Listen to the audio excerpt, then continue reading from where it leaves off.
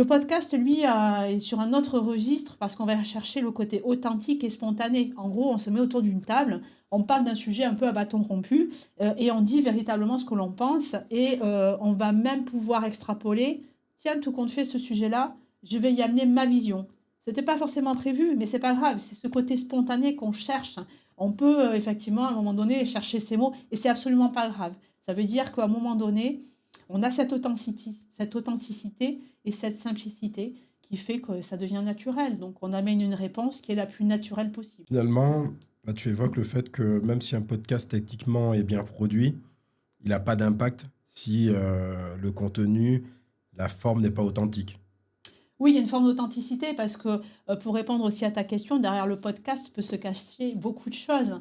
Et c'est vrai que nous, Impact Évolution, on a une vision du podcast qui est une vision globale avec une visibilité digitale à déployer. Et quand on parle de ça, on parle d'authenticité. On sait pertinemment et très bien qu'on parle de référencement naturel, on parle de SEO, mais d'IA aussi, et de moteurs de recherche IA.